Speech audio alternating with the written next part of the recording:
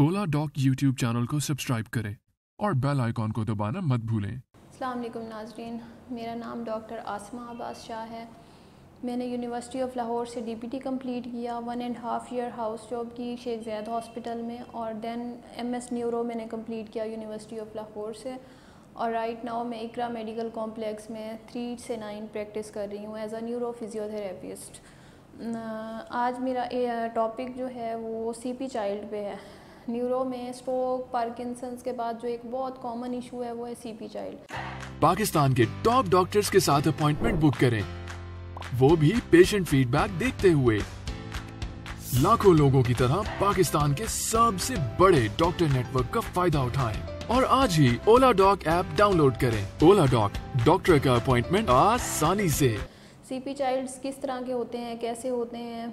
ये ऐसे चाइल्ड्स हैं, cerebral palsy, CP means cerebral palsy child's.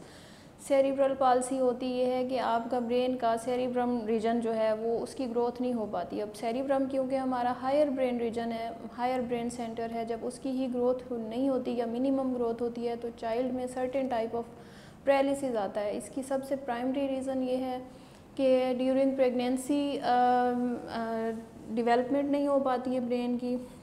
Second cause ये हो सकता है कि लेट बर्थ जब हो, अपनी नॉर्मल टाइमिंग से लेट बर्थ हो डिलीवरी टाइम पे, तो ब्रेन का सर्टेन एरिया दब जाता है।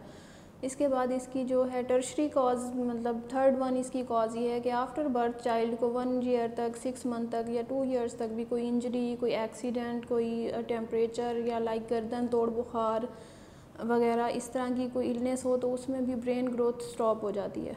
उसके साइन एंड सिम्टम्स ये हैं कि डिलेड माइलस्टोन आता है बेबी में, उसकी गर्दन नेक होल्डिंग नहीं होती, गर्दन होल्ड नहीं कर पाता, वो सिट टू स्टैंड नहीं हो पाता, रिस्पॉन्सिव नहीं होता बहुत ज़्यादा, इवन इन स्वेयर कंडीशंस वो फीड भी नहीं कर पाता। तो इसके लिए जो है ना ट्रीटमेंट्स हैं फिज़ियोथेरेपी में, हम पेशेंट को सिर्फ बेबी को इंडिपेंडेंट कर देते हैं। ब्रेन ग्रोथ क्योंकि उसकी कॉन्जेंटली ब्रेन ग्रोथ स्टॉप हुई होती है तो उसके लिए तो स्टेम सेल थेरेपी और दूसरी थेरेपीज़ हैं, बट फॉर इंडिपेंडेंस हम उसके लिए डिफरेंट फिज़िकल थेरेपी प्रोटोकॉल करते हैं।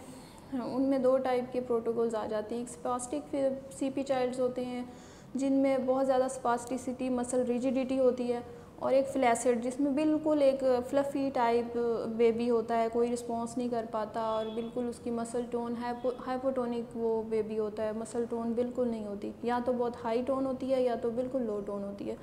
तो उसके लिए फिर हम उसको डिफरेंट थेरेपीज़ के ज़रिए, डिफरेंट मोडेलिटीज़ के थ्रू, ऑर्थोसिस के थ्रू हम उसकी नेक होल्डिंग एक्सरसाइजेज़ करवाते हैं। इसके अलावा सिटिंग एक्सरसाइजेज़ करवाते हैं। स्पेसिफ़िक चेयर्स डिज़ाइन होती हैं, specific stand up board design होते हैं, क्रॉलिंग बोर्ड्स होते हैं।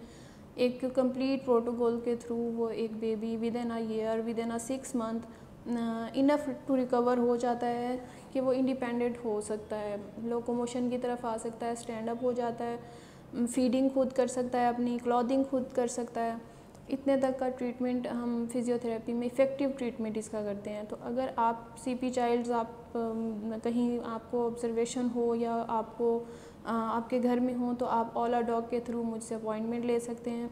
तो इसका इंशाल्लाह एक इफ़ेक्टिव ट्रीटमेंट फ़िज़िकल थेरेपी में मौजूद है। शुक्रिया जी।